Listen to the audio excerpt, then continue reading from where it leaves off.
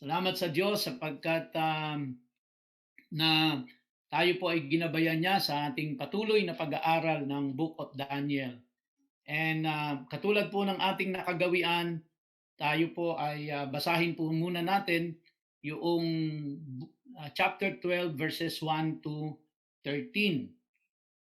Basahan po natin sa verse 1. Ang sabi po dyan, "At that time shall arise Michael, the great prince who has charge of your people. And there shall be a time of trouble, such as never has been since there was a nation till that time. But at that time your people shall be delivered, everyone whose name shall be found written in the book. And many of those who sleep in the dust of the earth shall awake, some to everlasting life, and some to shame and everlasting contempt. And those who are wise shall shine like the brightness of the sky above, and those who turn many to righteousness like the stars forever and ever. But you, Daniel, shut up the words and seal the book until the time of the end. Many shall run to and fro, and knowledge shall increase. Then I, Daniel, looked, and behold, two others stood, one on this bank of the stream, and one on that bank of the stream. And someone said to the man clothed in linen, who was above the waters of the stream, How long shall it be till the end of these wonders?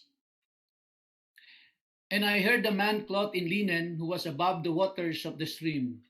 He raised his right hand and his left hand toward heaven, and swore by him who lives forever, that it would be for a time, times and a half a time, and that when the shattering of the power of the holy people comes to an end, all these things would be finished. I heard, but I did not understand. Then I said, O my Lord, what shall be the outcome of these things? He said, Go your way, Daniel, for the words are shut up and sealed until the time of the end.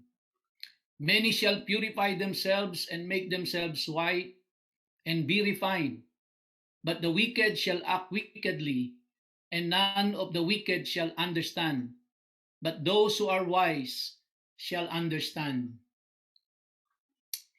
And from the time that the regular burnt offering is taken away, and the abomination that makes desolate is set up, there shall be 1,290 days. Blessed is he who waits and arrives at the 1,335 days. But go your way till the end, and you shall rest and shall stand in your allotted place at the end of the days. So mga kapatid, puntahan po natin yung bawat verse nito at sa tulong po ng Panginoon, ito ay ating matatapos sa umagang ito. So let's start with verse number 1 in Daniel chapter 12.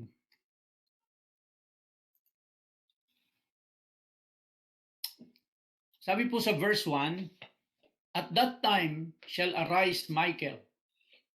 Now, let's pause for a moment. Tanungin natin ano bang binabanggit dito kay Daniel at that time. Ano po yung time na involved dito? Is this yung past, yung panahon ni Antiochus Epiphanes?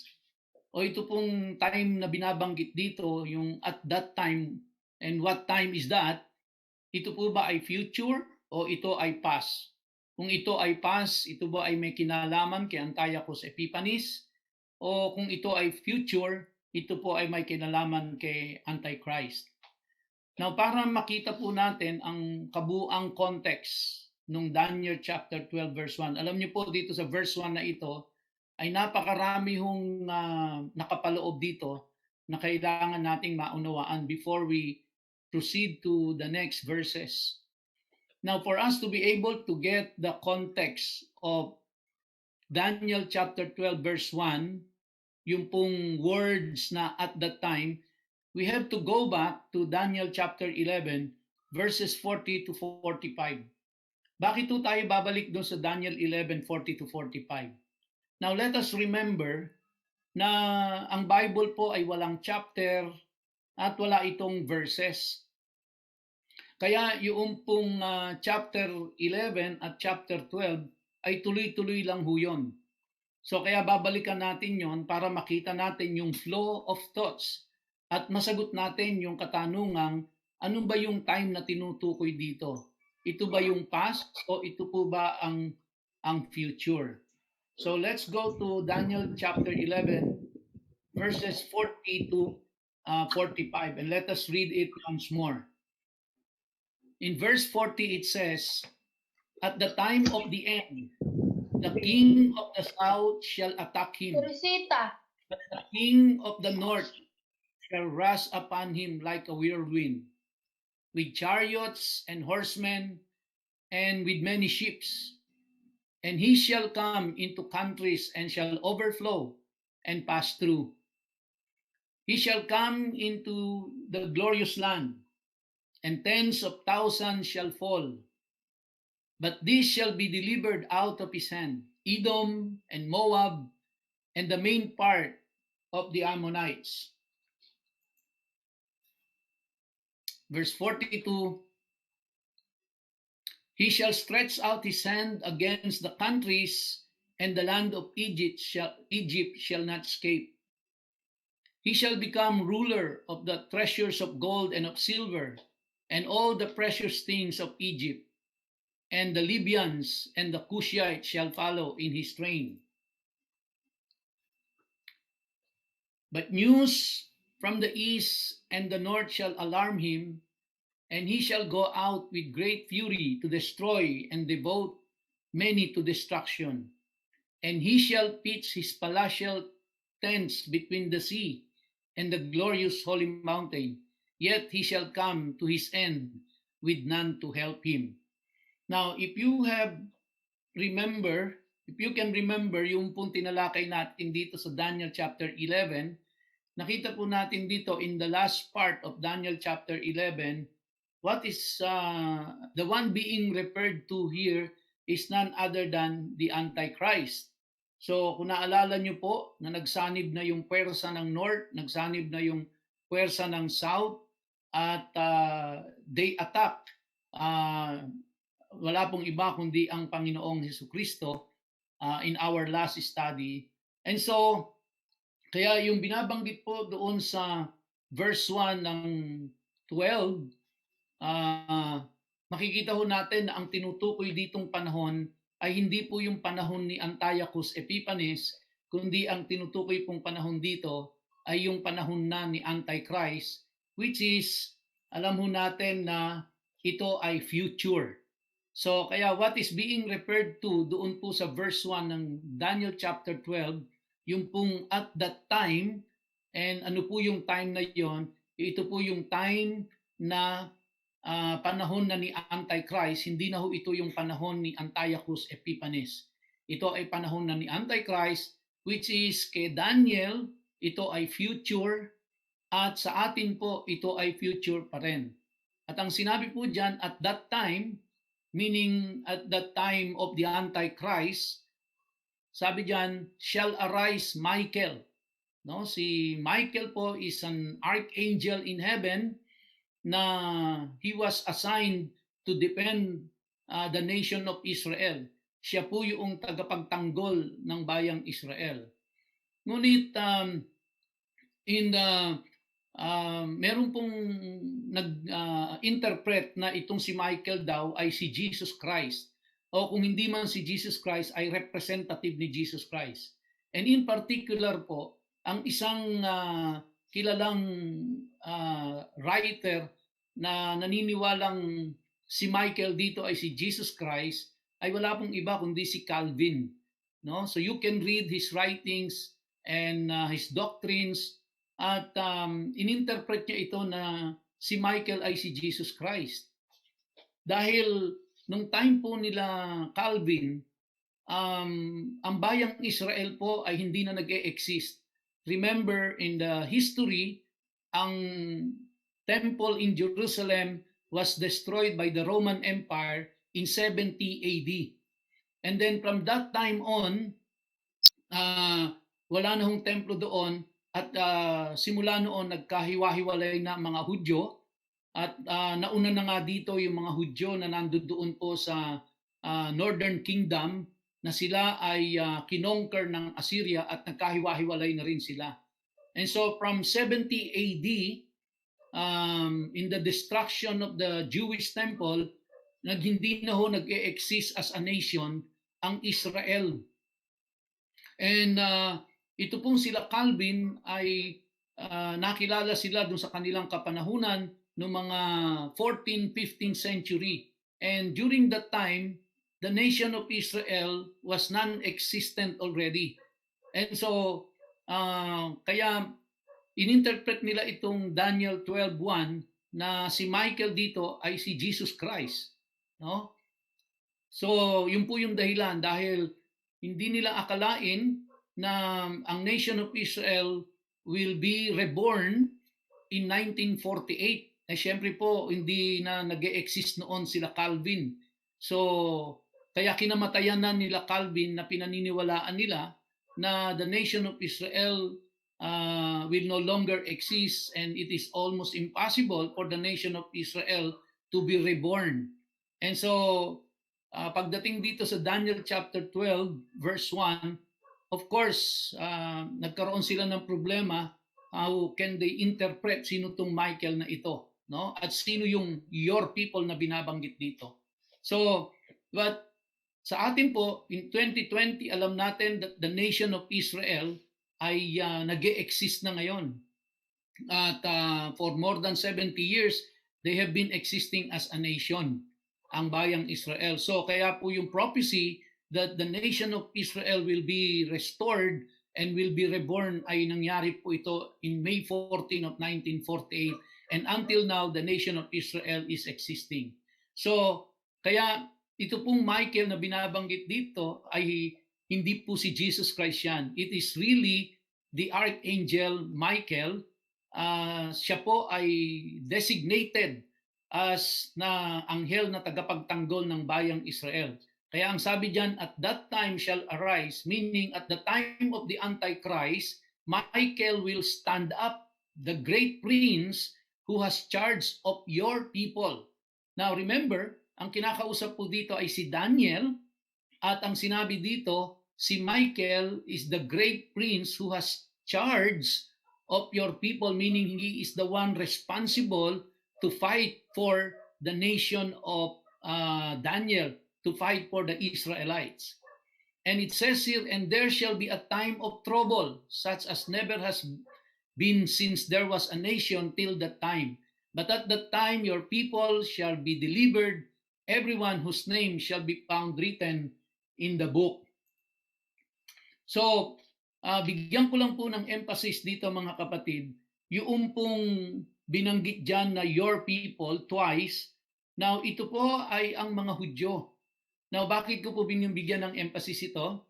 Kapag maaring may babasa po kayong mga libro, may mabasa kayong mga commentaries na yung people, yung your people na binabanggit dito ay ang Christian Church. So, kaya yung pong Michael ay pinalitan na ng Jesus Christ yon, o kaya representative ni Jesus Christ. And then tapos yung your people ay pinalitan po nila ito ng mga Christian churches, yung mga Gentiles. But pag binasa po natin ang verse 1 ng Daniel chapter 12, it is very clear ho dito na ang kinakausap dito ay si Daniel. At sino po ba yung mga tao ni Daniel? Sino ba sila? Of course, wala pong iba kundi yung Jews. No? Kaya hindi po yung Christian church, hindi po yung mga Gentile believers ang tinutukoy dito. Bakit ito mahalagang naintindihan natin ito sa ganitong context? Sapagkat kapag kayan po ay inunawa natin sa interpretation na yung your people doon ay yung mga Gentile believers o yung mga Christians, then all the way up yung magiging interpretation po natin sa Book of Revelation ay maiiba ho. kapag hindi ho natin inilagay sa tamang context ang Daniel chapter 12 verse 1, ay mamamaliho tayo ng pag-intindi dun sa Book of Revelation. Kaya kung natatandaan niyo po, last Friday ay binigyan din ko yung connection ng Revelation chapter 5 sa Revelation chapter 7, or rather Daniel chapter 7 at saka yung Daniel chapter 12. Sila po ay magkaduktong, sila ay magkaugnay po sila. Kaya kapag inunawa natin ang Daniel 12:1 na yung your people dito ay yung Gentile believers, then pagpunta ho natin sa Book of Revelation, then maiiba ho ang ating pagkaunawa. Kaya let us maintain the context of Daniel 12 verse 1, that the one being referred to here as your people are the Israelites, Daniel's people. And the Michael that is being referred to here is none other than the Archangel Michael and not Jesus. I hope that is very clear to all of us. Now, it also mentioned here, ang sabi po dyan, there shall be a time of trouble. Now, if this is referring doon po sa, kaya mahalaga po yung at that time na naunawaan natin na hindi ito sa panahon ni Antiochus Epiphanes, kundi ito ay sa panahon po ni Antichrist, dahil pag tiningnan ho natin yung sumunod na phrase, and there shall be a time of trouble, this is not referring to the trouble that they have encountered during the time of Antiochus Epiphanes, but rather ito po yung time of trouble that they will encounter during the reign of Antichrist. Kaya't ang sabi po diyan, there shall be a time of trouble such as never has been since there was a nation till that time. So ibig sabihin po, itong trouble na mararanasan nila ay hindi pa ho ito naranasan kahit kailan. Kaya hindi po pwedeng mangyari ito ay sa panahon ni Antiochus Epiphanes, dahil ang naranasan nila sa panahon ni Antiochus Epiphanes ay mas magaang pa kesa dun sa naranasan nila nung sila ay nasa Egypt at sila ay in bondage. So, si Antiochus Epiphanes po ay hindi nagplano na sila ay lipuling lahat, kundi ang ginawa lang ni Antiochus Epiphanes ay itigil ang kanilang pagsamba doon sa templo, kung kaya't ito ay kanyang sinakop, at kung kaya siya ay nag-sacrifice ng baboy dito, at siya ay i-declare niya yung sarili niyang na Diyos, at kung sino ang hindi magko-comply sa kanyang requirements ay papatayin niya. So kaya during the time of Antiochus Epiphanes, hindi niya talaga totally gustong i-annihilate ang buong Israel. Gusto niya lang palitan ang pagsamba ng mga Israelites doon at sambahin siya bilang Diyos. But during the time of Antichrist will require them na sila ay or ang desire ni Antichrist is to totally annihilate, to totally wipe out the nation of Israel. And ang sabi po dito sa Daniel 12:1, this time of trouble has never been since there was a nation till that time. So ibig sabihin, hindi pa ito nararanasan ng mga Israelita. Kaya kung ano yung hindi pa nila nararanasan, then ito po ay dun sa panahon ni Antichrist na mangyayari ito. So, ibig sabihin talagang mas malupit ito kaysa dun sa naranasan nila nung sila ay nasa Egypt bilang alipin. Mas malupit ito kaysa dun sa naranasan nila nung panahon ni Antiochus Epiphanes.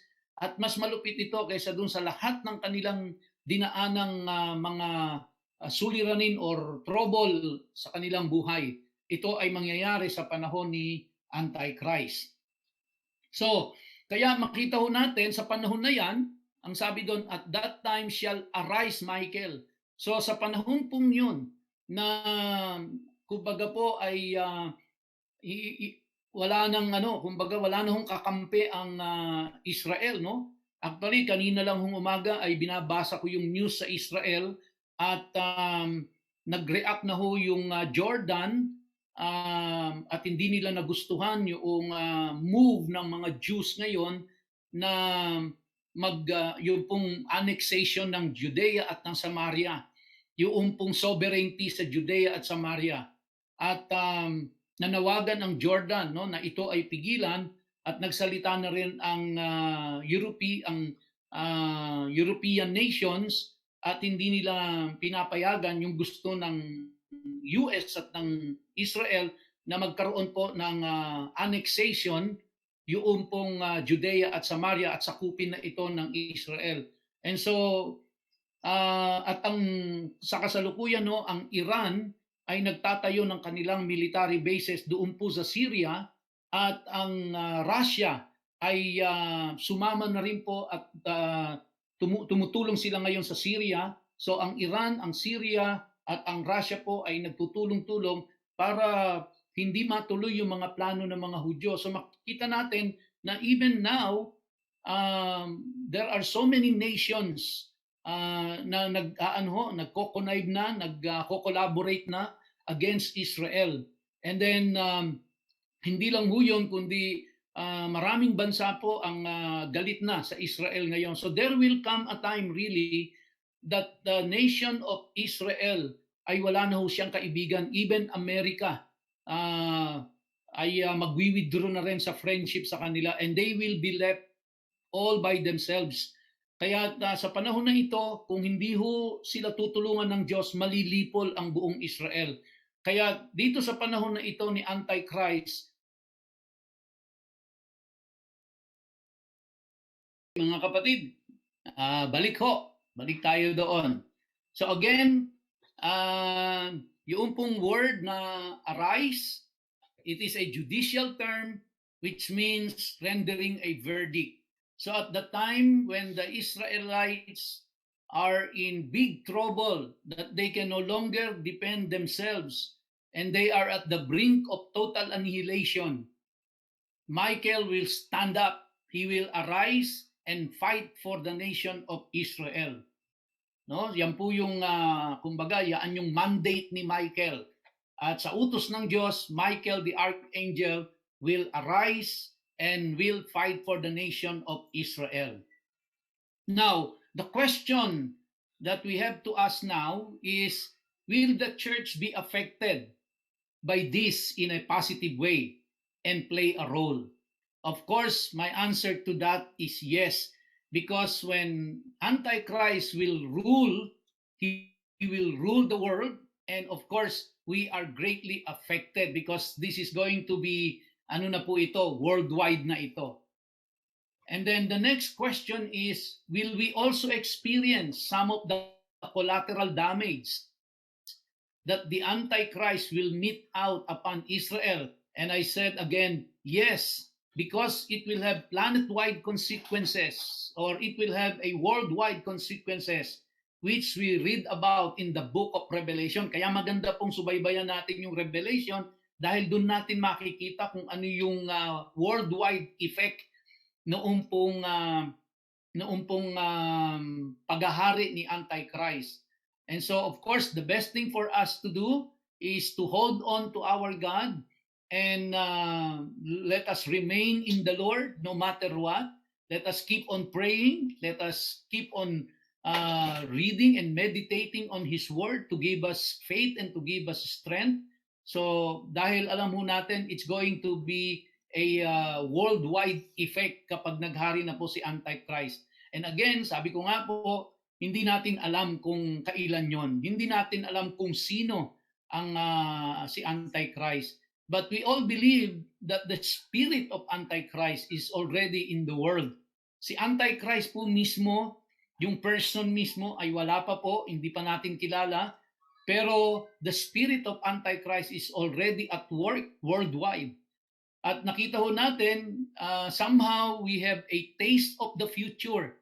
Kung ano ibig sabihin nitong yung worldwide effect naranasan natin, itong virus lang na ito, no? It has a worldwide effect in our lives, in our economy, in our nation, in sa lahat ng mga tao. So we have already a foretaste of what will happen in the future when Antichrist will rule the earth, no? So meron po itong planet-wide or worldwide effect. And so as believers, as modern day believers, we will all be affected pag dumating po ito. But again, we never know. Maaring wala na rin ho tayo ay pumanaw na, pero we never know kung ano po ang mangyayari. Kaya wala ho tayong pinakamatibay na pwedeng panghawakan talaga kundi ang salita ng Diyos, ang pangako ng Diyos, ang ating Panginoon, no? So let's just keep on praying for one another, loving one another, forgiving one another, and helping one another, supporting one another, strengthening one another. At ito po ang nais ng ating Panginoon. So dumating man itong mga kapighatian na ito, we will always find strength in the Word of God. We will always find strength in the power of the Holy Spirit, in the power of His Word, and of course, in loving one another and praying for one another. Now, ang sabi po dito sa verse 1, no? Nandito pa rin ho tayo sa verse 1. Sabi diyan, but at that time your people shall be delivered, no? Everyone whose name shall be found written in the book. Now, there are basically two books. Of course, this is a figurative term, no? Alluded to in the Bible, and they are kept by heavenly auditors. Ano po yung books na yon? One is the book of life that holds the names of the righteous in God's sight, and the other is a book that holds the names of the wicked who are condemned to eternal death. So, ang pinag-uusapan pong book dito sa verse 1 ay wala pong iba kundi yung book of life, no? Yung book of life. At ang sabi diyan, but at that time your people, again, in-emphasize dito, it's the people of Daniel. But at that time, what time? Yung pong time ni Antichrist. Your people, sinong people? Yung pong mga Israelite. They shall be delivered. So meron pong promise ang Diyos kay Daniel na when this time comes that the Antichrist will rule the earth, the nation of Israel or the Israelites will be delivered. And how are they going to be delivered? Michael will stand up, Michael will arise and will fight for the nation of Israel. Kung paano po yung mangyayari at ano ang gagawin ni Michael, then let us see. Kung makikita po natin yan sa Book of Revelation kung ano ang kanyang gagawin. Kung paano i-deliver ng Diyos ang nation of Israel. And of course, mga kapatid, ang emphasis dito is the nation of Israel, the people of God. So affected ba tayo dito? Of course, affected ho tayo dito in a positive way. If they will be delivered, then we will also be delivered. Let us just focus on what is being emphasized here. And what is being emphasized is the people of Israel or the Israelites or the Jews. Now, verse 2. Now, let's move to verse 2.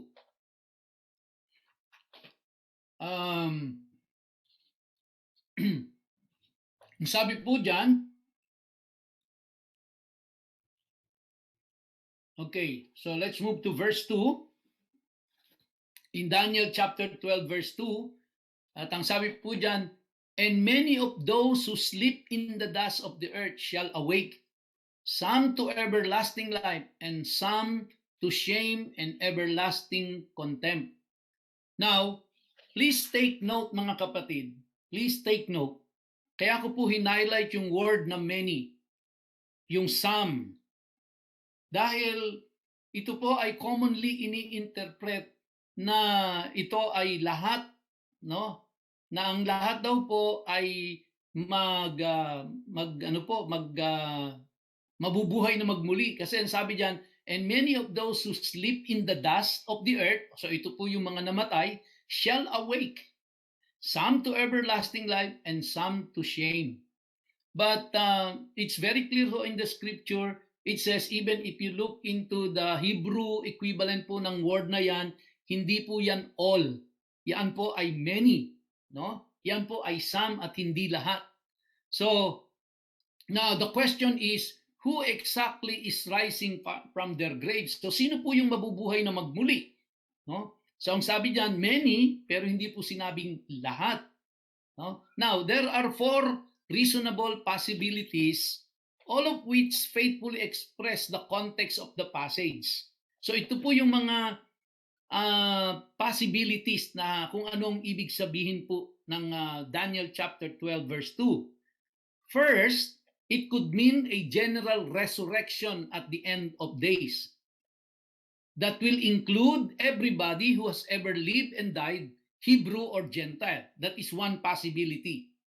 Another possibility po is it is a resurrection strictly confined to Israel that occurs around the end of this terrible period of tribulation, but which also leaves open the possibility of another separate resurrection of other people.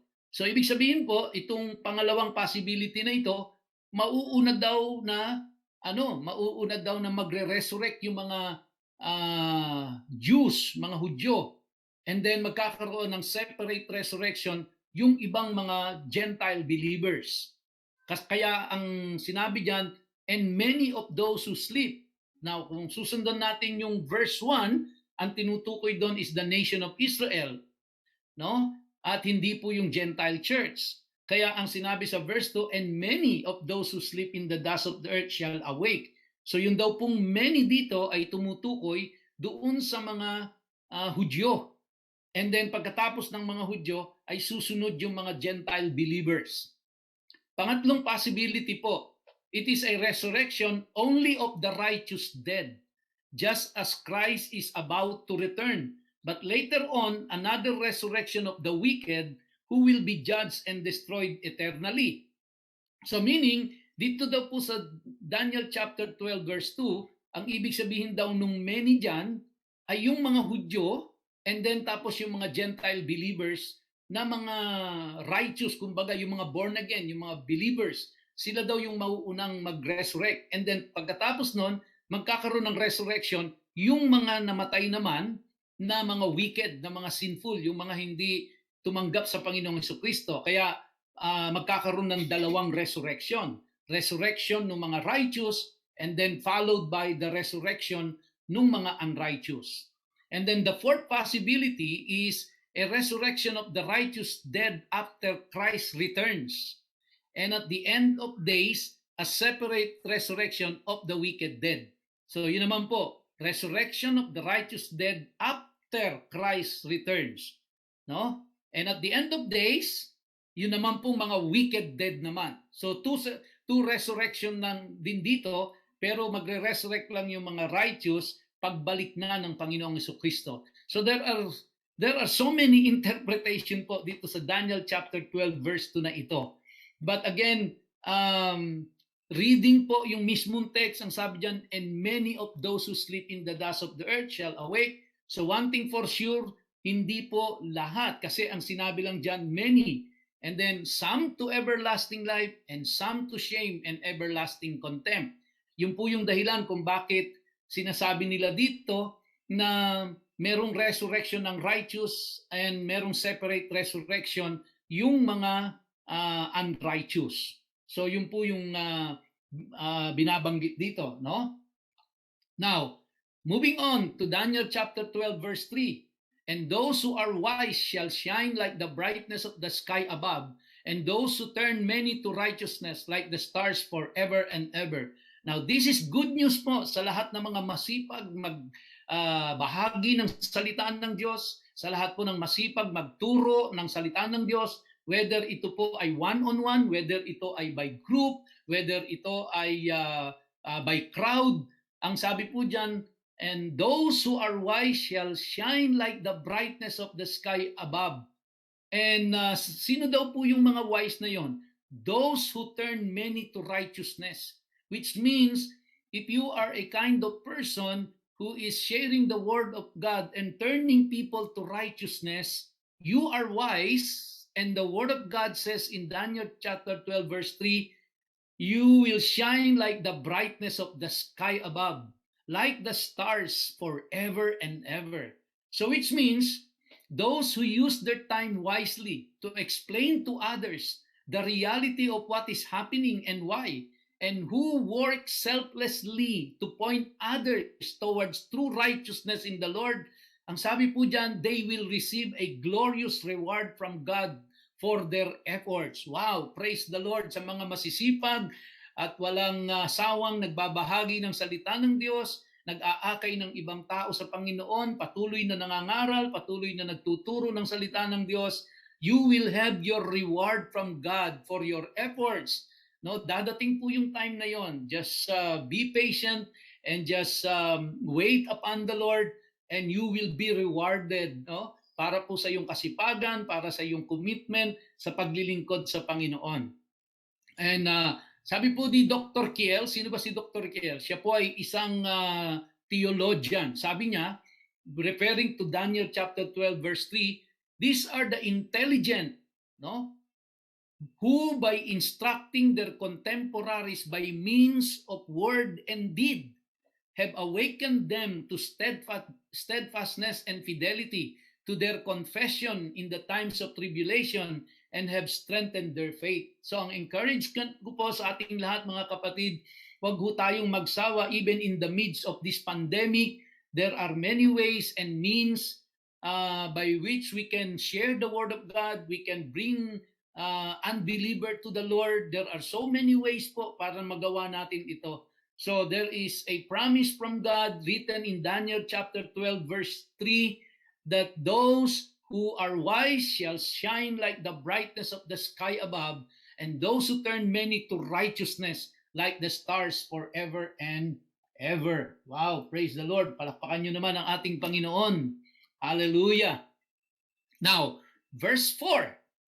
But you, Daniel, shut up the words and seal the book until the time of the end. Many shall run to and fro, and knowledge shall increase. Now, if you can still remember last Friday po, binanggit ko itong Daniel chapter 12 verse 4. Na ang Daniel chapter 12 verse 4 po ay nagkatotoo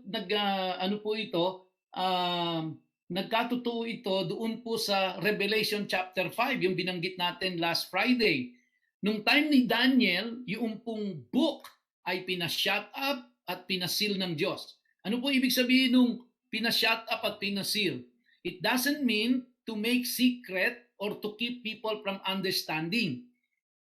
Ibig sabihin po nung shut up and seal, it means that there is no more to be added and that nothing should be altered and that its contents are verified and validated or sealed as true. Yung po ibig sabihin ng shut up and seal. So kaya si Daniel, pina-seal sa kanya yung book at nakita po natin in the book of Revelation chapter 5, ito pong sinelyuhang book ni Daniel na ito mga kapatid ay pinabuksan na ng Diyos at sino daw po yung worthy to open the book and break the seals? Nakita po natin walang iba kundi the Lion of the tribe of Judah, na walang iba kundi si Jesus Christ. Nakita po natin na siya yung root of David. Nakita po natin na siya yung lamb who was slain, and wala pong ibang description ng mga bagay na yon maliban sa Panginoong Jesucristo. So the book that was shut up and sealed by Daniel during his time was opened by Jesus Christ in the book of Revelation chapter 5. No? Now, at ang sabi po dyan, until the time of the end. Again, here comes the words, the time of the end. Na ang tinutukoy po dito is walang iba kundi yung end times, wala pong iba kundi yung time ni Antichrist. At during this time, sabi po dyan, many shall run to and fro, meaning they are searching for answers. No? People will be searching for answers. Answers as to why things as they are and how to fix them. Things are confused, spinning out of control in the world. Yan po ibig sabihin niyan, many shall run to and fro. Ano ho ba ang na-observe natin? Sa paglipas ng mga panahon, patuloy ang tao ay nagsasaliksik ng karunungan, patuloy na sila po ay humahanap ng kasagutan, pero they are looking in the wrong place dahil ang hinahanap nilang karunungan ay kanilang hinahanap doon sa karunungan ng tao at hindi po sa karunungan ng Diyos. At ang sabi diyan, knowledge shall increase, no? Knowledge shall increase, and we have witnessed that already. But of course, yung knowledge magi-increase but there will be no wisdom. Only knowledge shall increase because people will run to and fro looking for answers, no, looking for solutions, and they are trying to find it sa pamamagitan ng kanilang sariling karunungan, sariling gawa, at hindi sa Panginoon. At nakita ho natin mga kapatid na it is only through the Word of God, and habang tumatagal po, habang tumatakbo ang panahon, ang maraming tao po, they don't have any interest at all in the Word of God, and they only use the Bible as a prop. Hindi na ho ito talaga yung main source of wisdom and knowledge. So ito po daw ang mangyayari. But praise the Lord, because nakita ho natin last Friday sa Revelation chapter 5, ito pong book na sinelyuhan ni Daniel, finally ay meron nung worthy to open it and to break the seal, at wala pong iba kundi ang Panginoong Jesucristo. At ang ating pong Panginoong Jesucristo ay naging worthy to open the book and break its seals because na-overcome ng Panginoong Jesucristo ang kamatayan, na-overcome ng Panginoong Jesucristo ang kasalanan ng sangkatauhan, at siya po ay nagtagumpay kung kaya't siya ay binigyan ng Diyos Ama ng kapangyarihan na siya lamang ang worthy to open the book and to break its seals. Now, moving to verse 5, ang sabi po, then I, Daniel, looked, and behold, two others stood, one on this bank of the stream and one on that bank of the stream. So, hindi po tayo binigyan ng hint dito kung sino po itong mga tinutukoy dito na dalawa at yung isang dumating pa, no? Wala hong sinabi, ayoko hong mag-speculate dahil hindi naman ho in-identify. Basta let us be content na merong dalawang tumayo, one on this bank of the river and one on that bank of the stream. And verse 6, and some said to the man clothed in linen who was above the waters of the stream, how long shall it be till the end of these wonders?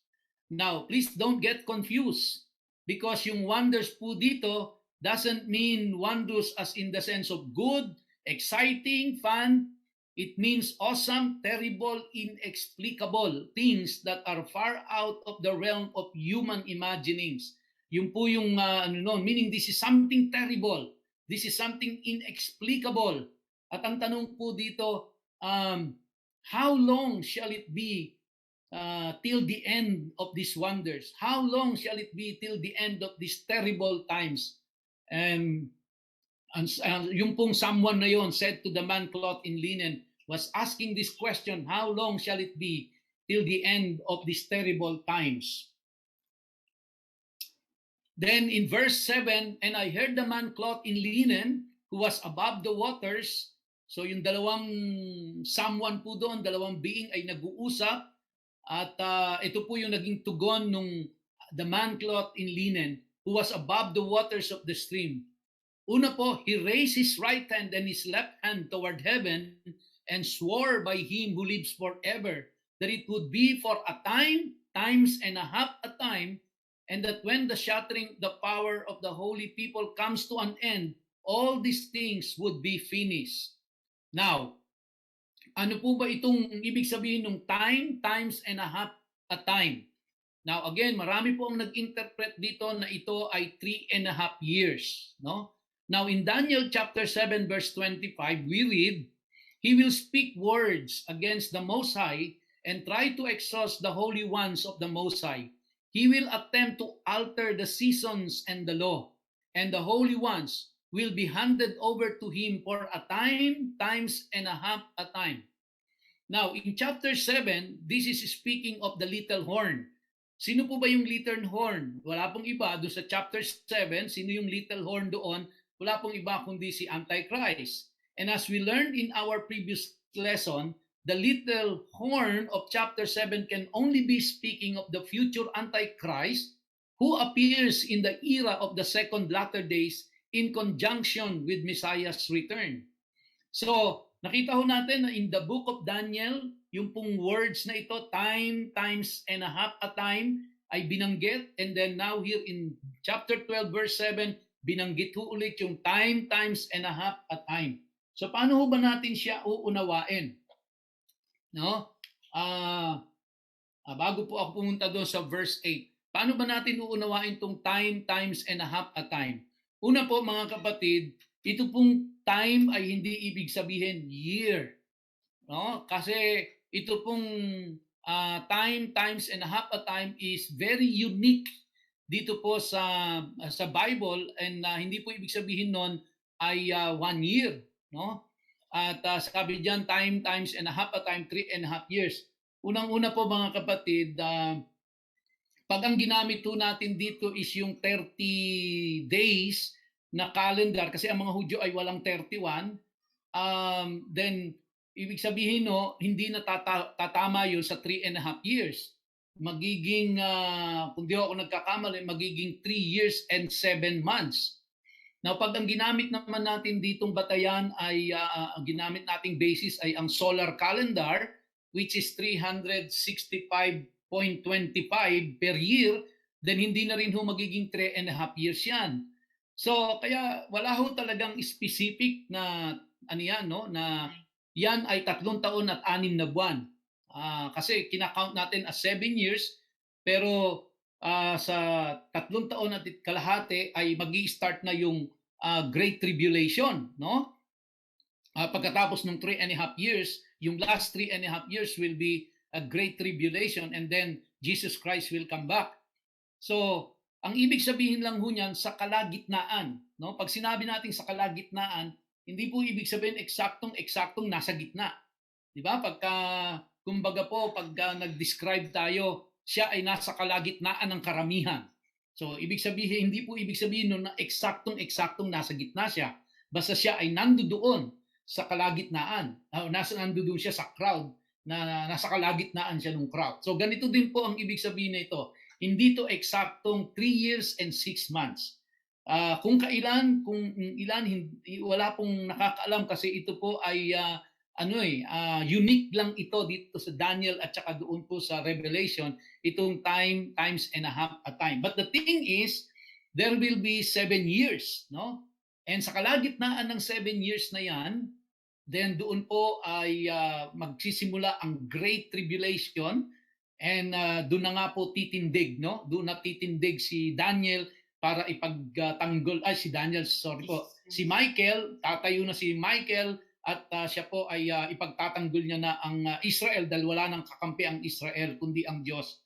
At doon na nga po, bago pa totally ma-annihilate ang buong Israel, then Jesus Christ will come, no? Yun po ang mangyayari sa future.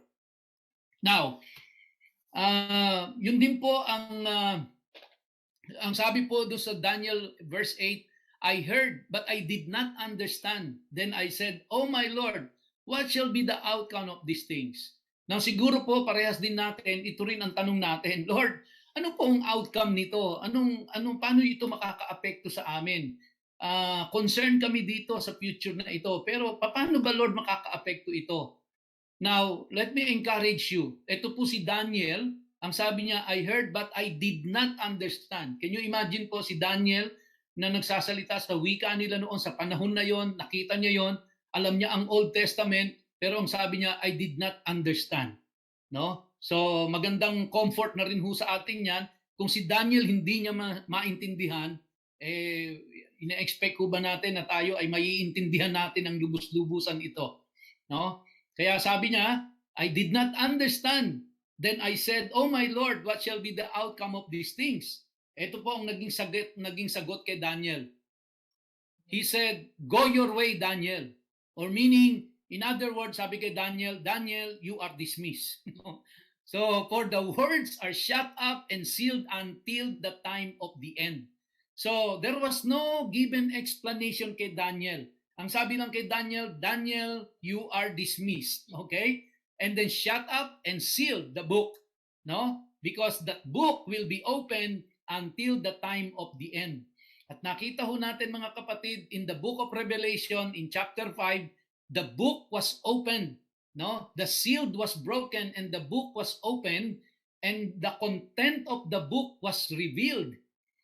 Now, yung pong content ng book na yon, na ini-reveal sa Revelation, yun po yung kaduktong na lesson natin sa susunod na mga Fridays. And then, nakita na ni yung sinelyuhan ni Daniel ay naitago ito sa mahabang panahon, ni-reveal ito kay John at nakita ni John kung ano ang content, pero yung pong content na yon ay hindi pa nangyari sa panahon ni John. Kaya ay ini-reveal lang sa kanya yung content, pero hindi po nangyari pa yung content ng book nung book na yon. Dahil yung pong content na yon ay mangyayari pa doon po sa panahon ni Antichrist. At sana naman po ay wag na nating abutin yon. Sana po ay pumanaw na tayo at wala na tayo doon sa mundong ito. Kaya lang po yung mga apo natin, apo sa tuhod, nako baka sila po ang abutin pa nito.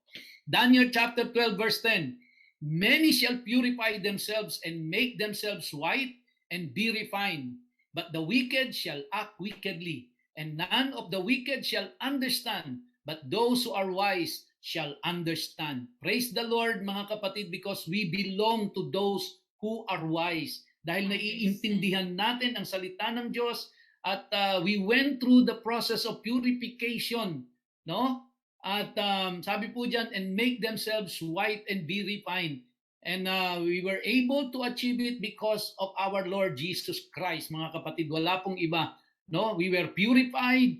We were made righteous. And tayo po ay kinukonsidered as wise because naiintindihan natin ang salita ng Diyos. Naiintindihan natin kung ano ang dapat nating gawin in these end times. Kaya't mapalad tayo mga kapatid. But the wicked shall act wickedly. Kaya yung mga tao pong patuloy na i-reject si Jesus Christ, naku po mga kapatid, talagang nakakaawa po ang kanilang magiging kalagayan sa pagdating ni Antichrist. Now, verse 11, matatapos na po tayo mga kapatid. No? And from the time that the regular burnt offering is taken away and the abomination that makes desolate is set up, there shall be 1,290 days. Now, alam nyo po, sa totoo lang, ang pinakamahirap pong unawain dito ay itong verse 11 and 12 na ito. Okay? So, ang sabi diyan, and from the time that the regular burnt offering is taken away and the abomination that makes desolate is set up, there shall be 1,290 days.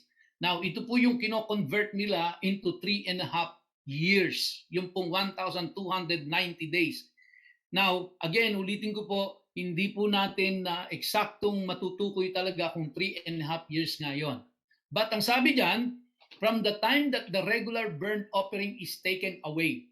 Now, you remember, during the time of Antiochus Epiphanes, ito pong regular burnt offering na ito ay pinahinto ito ni Antiochus Epiphanes. Now, during the time of the Antichrist, ito rin po ang gagawin niya. No, ipahihinto niya yung mga burnt offering doon sa temple. Pero alam din ho natin sa panahon natin ngayon na yung temple ay hindi pa nakatayo. So ibig sabihin, iniintay na lang yung temple na yon. Again, katulad doon na nabanggit ko nung mga nakaraan, yung pong mga gamit na gagamitin nila doon sa templo, katulad ng menorah, katulad po nung table of showbread, katulad po nung oil, katulad nung mga labor na gagamitin nila, pati po yung training ng mga Levites na ano na ho, na ikasana lahat. Meron silang tinatawag na Temple Institute at pinag-aralan na ho nilang lahat na pili na nila kung sino yung mga tao na nakabilang doon sa tribe ni Levi na siya lang pwedeng mag-serve doon sa temple, na identify na ho nila yung mga gagamitin nila doon para sa kanilang seremonya, nakahanda na hong lahat. No, nandoon na ho sa isang storage ito. At meron silang tinatawag na Temple Institute. At doon nila pinag-aralan yon mga kapatid. So now, they are waiting for the temple to be revealed. Ito rin ho ang dahilan ba't gustong-gusto nilang masakop na yung buong Judea. Dahil yung pong Jerusalem ay nasa Judea. No? At yung pong Samaria, kaya gusto nilang masakop ito ng todo-todo na, kasi po nasa pagitan ng Samaria at nasa pagitan po ng Judea ang Jerusalem, at doon kailangang matayo ang templo. Kapag ito po ay natayo na mga kapatid, no? Ibig sabihin talagang nandyan na ang Antichrist. At alam natin doon sa nakaraang pag-aaral natin, si Antichrist ay titira mismo, no? Doon po sa lugar ng Jerusalem. Titira, magtatayo siya mismo ng palasyo niya doon sa Jerusalem. malapit na mga kapatid. At ang sabi diyan, itong regular burnt offering will be taken away and the abomination that makes desolate is set up.